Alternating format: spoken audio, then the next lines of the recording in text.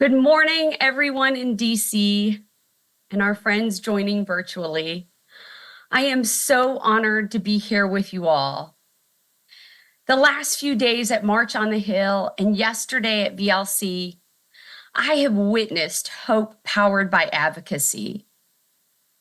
Each advocate carries their personal reality of loving someone with CF to Washington, DC, and in sharing those diverse realities with our nation's decision makers, one powerful voice is created. This voice is the collective voice of the 40,000 people living with CF. This voice is the true personification of hope in action.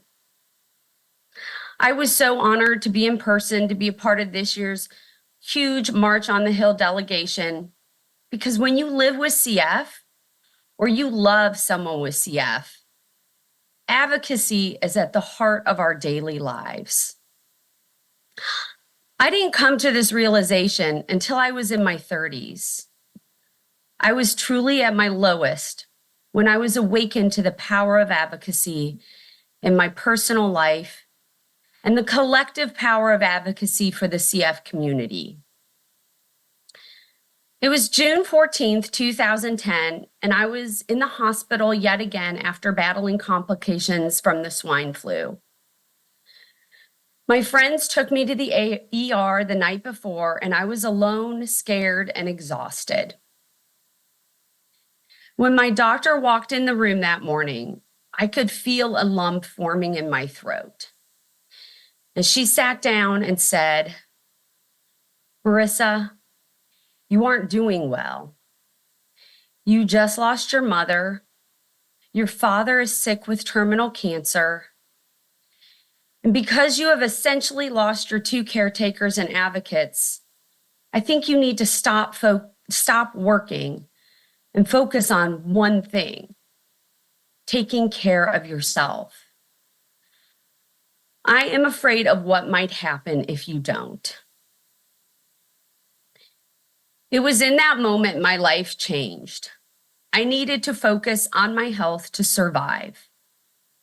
Only I could make this choice, and only I could take care of myself. I immediately stopped working. My body was not only battling the ravages of CF, but I was also sinking under the pressure of grief and denial. I had to focus on a basic daily routine of sleeping, eating, and doing my medications.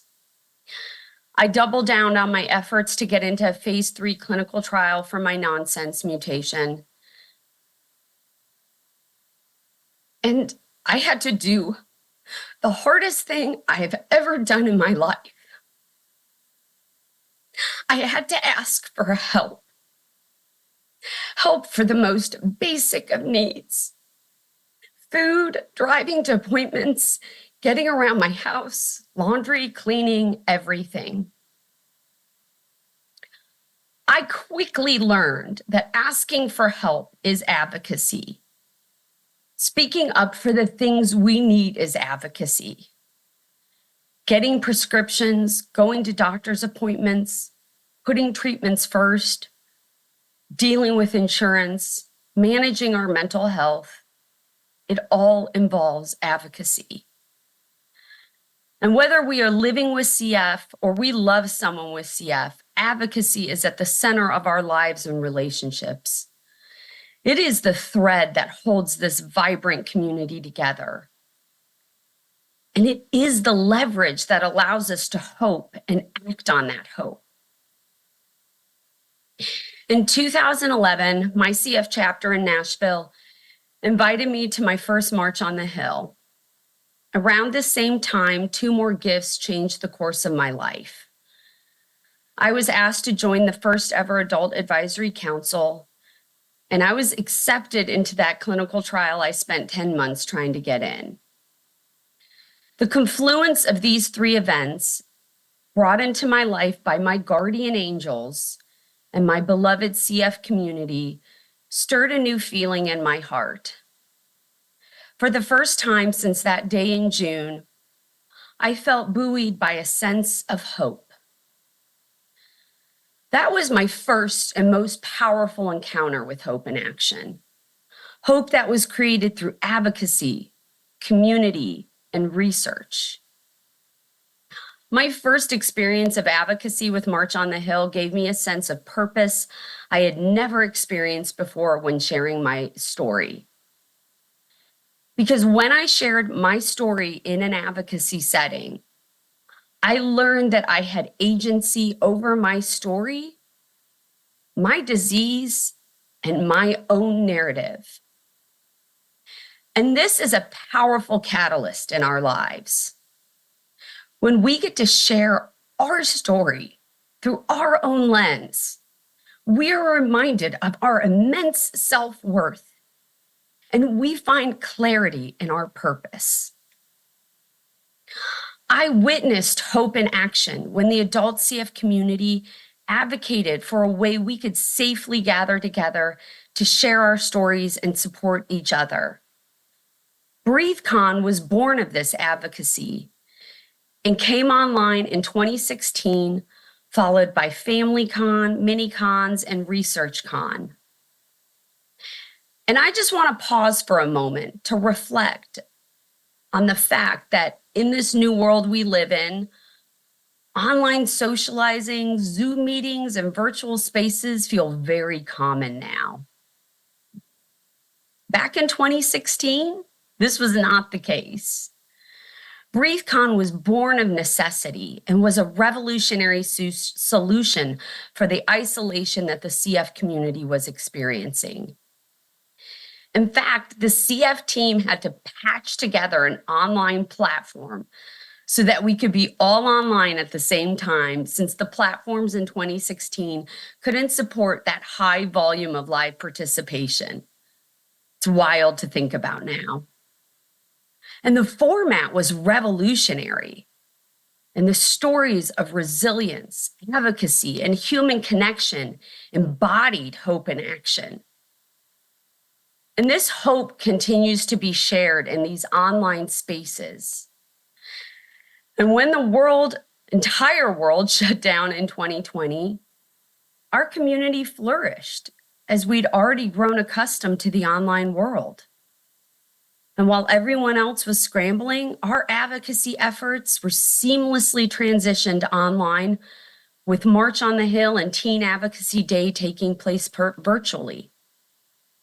Because of this, we now have online days of action for adults and teens with CF, so even more stories can be heard from our community. 2017 brought a major milestone. I turned 40, and this significance of this new decade was not lost on me. Because even though my clinical trial for the nonsense mutation came to an early end without the drug going to the FDA, my CF community and the purpose I'd found in advocacy remained at the center of my life. That same year, the CF community came together and did something very powerful. We fought to keep the Affordable Care Act from being repealed. And let me tell you, that was no small feat. And it illustrates the power of this collective group of people. All of our passionate voices joined together to focus on one outcome: to save the ACA. And we did it. We became the hope in action. And that hope continues today with impactful moments like my friends Chad Reedy and Melanie Lawrence testifying to Congress and Senate on major policy issues for our community. And when Melissa Schiffman, who we just heard from with Mary and Peter and other advocates in New York, worked to reinstate their patient assistance program, a lot of this stuff takes time, but we get there. And while those are major moments of advocacy, I want to make sure that we think about that the quiet moments are happening every day in communities all across this country. They're happening on conference panels, in research labs, district meetings, Great Strides events, fundraising galas, NACFC, Teen Advocacy Day, online days of action, calls to Compass, community voice. I could go on and on. And I also said this yesterday in our VLC lab, but advocacy also means taking care of ourselves. Self-care, taking the breaks that we need, taking care of ourselves when we're sick. Because when we take care of ourselves, we can take care of each other. And we need each other. In the summer of 2020, my dear friends, Casey White, Summer Love, and I, along with amazing adults with CF, came up with a new way that we could take care of each other. We raised our voices and advocated to create a unique event called Rose Up. Of course, I'm representing. Thanks, I could see you clapping. An event where our community could get creative. That's our tagline. But more than that, the stories that have emerged as a result of Rose Up are stories of hope in action.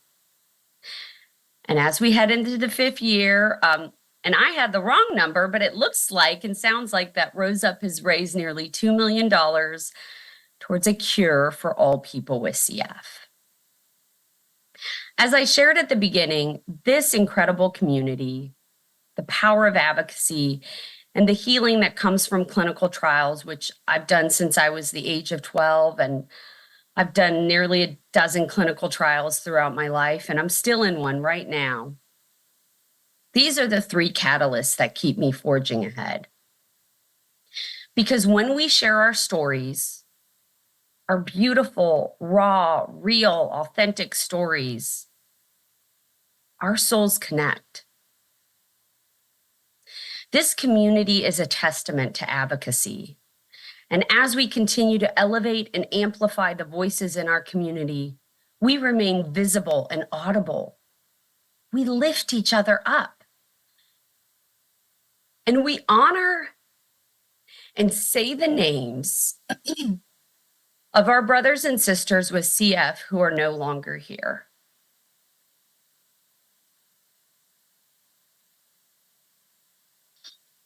Because simply put, we aren't done. We aren't done for the friends living in the 10%, which is more than 10%. Our rare and nonsense mutation friends, our friends living with advanced disease, our post-transplant friends, every single child, and all those that aren't born yet. I can't say this. It's for everyone in our community. We are not done. So this is your chance to put open action, folks. Pull out your phones right now. Mine's turned off, but I'm going to turn it back on. I'm serious. I can see what you all are doing. No one is pulling out their phones right now. So now I will ask for your help. Join me as we advocate for all people with CF. We want every voice in this fight. Text Fight CF to 96387 to continue sharing your story or to start sharing your story. Because as Joe O'Donnell says, giving up is not an option. In closing, I think about my parents every single day, my fiercest and most dedicated advocates. I wish they were here to see the life I am living now, but they left me in really good hands with this amazing community. Thank you so very much.